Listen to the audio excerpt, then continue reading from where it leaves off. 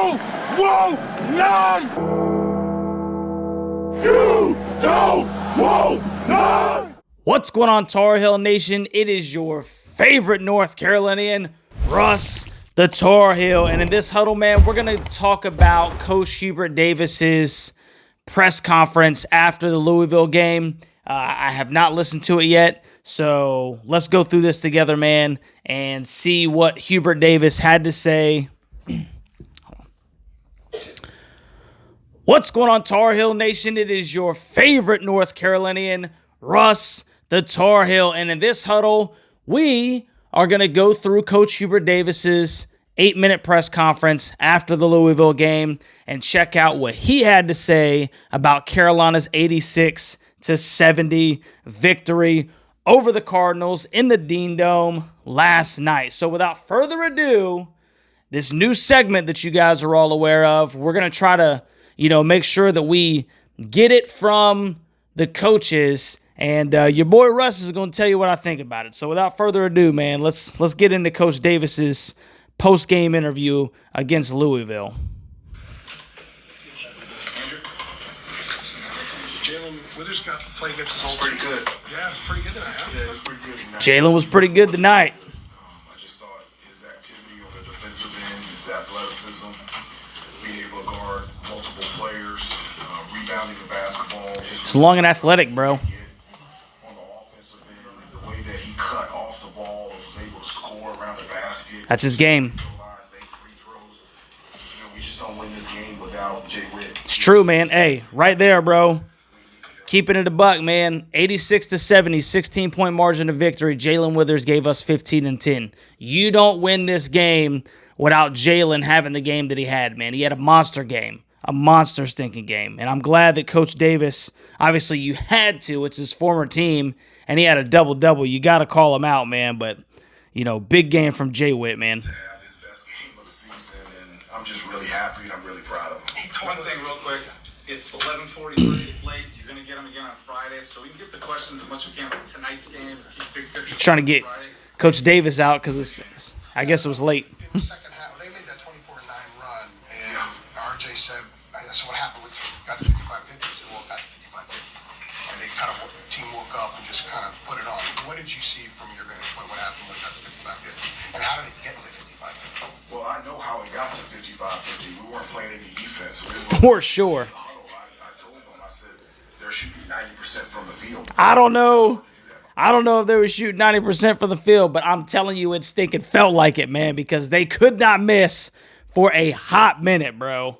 I'm talking about 15, 16 footers, bro. They started knocking down threes, and it was like, good night, man. I didn't know what I was witnessing. We haven't seen that in a while.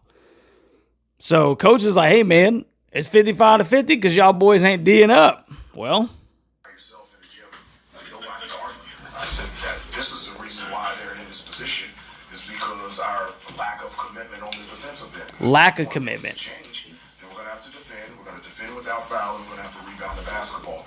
But one of the things that all and we were only +1 for a lot of the game, dude. So we ended up +12 in the rebound category. So I mean, Coach Davis, man, he got the boys to stinking come back hard.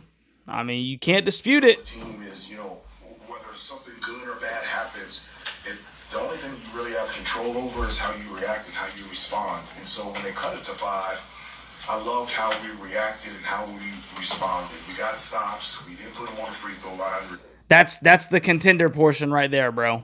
Cut it to 5. I like how we reacted. We got stops, didn't put them on the free throw line. We defended. Rebounded the basketball. We got good shots on the offensive end, got to the free throw line, got into the penalty, and we played the type of basketball that got us the 18-point lead in the first half, and then we were able to extend the lead and come away with the win. No doubt.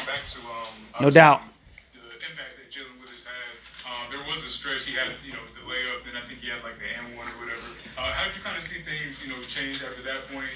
Because the game was kind of still within the single digits. No, he was just terrific tonight in every area on both ends of the floor. I mean, it's just, one of the things for Jay Witt is, he brings things to our team that we just nobody else on the team can do. He just has size and athleticism. He's an athlete, bro. Plays that he made, we just don't have anybody else on the team that can make those type of plays. And so, we needed him tonight. If he's dialed in. They've got a big team. They're very athletic.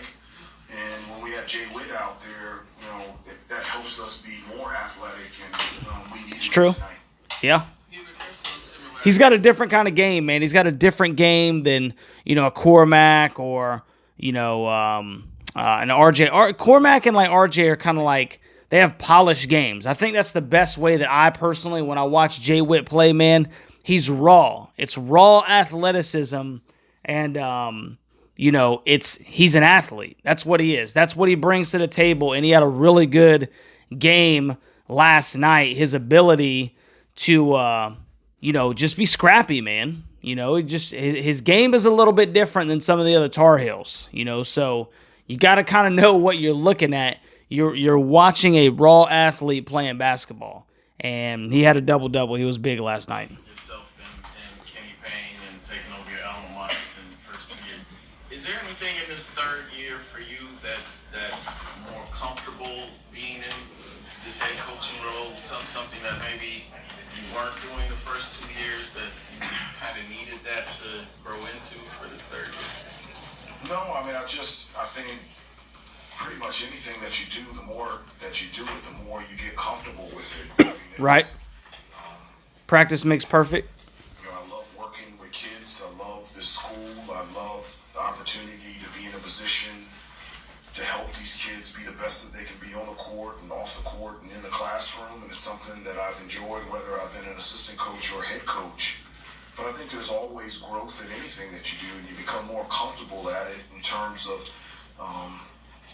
ways to get better. I've always said that the best place to be is in a position of listening and learning, and I've been that way for 2.5 years. We can all stink and get better at that, man, myself included. I tend to be a talker. Whether it's a player, an announcer, an assistant coach, or a head coach, I've never felt like I've arrived or I've been there. I feel right. like I can always grow and learn, and I'm in that position right now, just continuing to grow as a head coach. That's why this is my coach, man. Hubert is showing us why he's going to be real good. The passing and the movement, just the subtle, relocating from him. Do you feel like that's just sort of getting better and better as you guys play more and more together? Those little details and things. It is. I agree with you. We always talk about good to great. We always talk about 0.5 mentality on the offensive end. So when you catch the ball, you either shoot, pass, or drive. Don't let it stick. Don't over dribble. In the first half, I just felt like we were really moving the basketball. And then, one of the things is, because of my history of playing, you hit one, let me see if I'm hot. You hit two, throw it to me again. Hey, let me get that thing again, man. I just keep feeding him. He got into foul trouble. Let me see if I'm hot. Heat check. Outside jump shots tonight, because when he scores from outside, that opens up everything for Armando and Elliott and everybody to be able to For sure. He competes on the defensive end. Cormac competes on the defensive end, bro. He brings the energy, bro. He brings the juice. When you hear him mentioned with the likes of Samson, Tim Duncan now, who he drilled, I guess what does that kind of reflect about him? Well, that's Mondo passing Tim Duncan and Ralph Sampson. Has been really good throughout his career. Crazy, man. It also shows consistency. In this time in collegiate sports, specifically college basketball, where maybe the headlines are declaring for the draft or the transfer portal, but here's a guy that's been at the institution for 5 years and really has soaked every bit of the experience that you can. For sure, man. Whether it has been on the court or off the court and in the classroom. And that's not the only place that, Armando has excelled. He's a great student and he has a degree. And I've been thankful and appreciate that I've been his coach for the last 5 years, whether it's been assistant coach or head coach. Let's go. We'll see if he has another year. I'm going to see if Mondo's got another year. Something to the NCAA of COVID year. COVID year. See what I can do. All you can do is ask. Hubert, have you ever had a conversation with him about these names? I mean, this is like the stratosphere. No, it is. I have a little bit. It's interesting. You know, these kids, they know LeBron. You know, they know KD. They don't know Ralph Sampson, you know? And it's like... Miss a little before my time, too. You can take is the history of the ACC and just look at... That'd be a good class. Unbelievable. History of the Atlantic Coast Conference. Been a part of this conference. I'll take that class. Coached by Hubert Davis. Or taught by Hubert Davis. Knowing the names that he's passing and how significant that Big is. names, son. I don't think this generation really gets it. You know, I do. Because I grew up watching Ralph Sampson and all those guys. And so That's cool, man. It's pretty cool. Cool to see your guys succeed, bro. Pretty cool, man. Pretty cool, bro. So that's Hubert Davis's press conference immediately following the Louisville game last night, bro. They got him out of there real quick because it was late, obviously. Your boy was already in stinking bed. And, you know, he talks about, hey, this is what happened. You know, this is why they cut it to 55-50. And what do we do, man? I like how we reacted. And I really think that is, you know, you can look at it as red flags, or you can look at it from the perspective of, hey, man, when these guys are not hitting shots, even if they're not playing good defense, they can huddle up during a TV timeout, and Coach Hubert Davis can stinking get into their butt, you know what I'm saying, and convince them, hey, if we're going to win this stinking basketball game, we got to D up, man. And what do? They produce.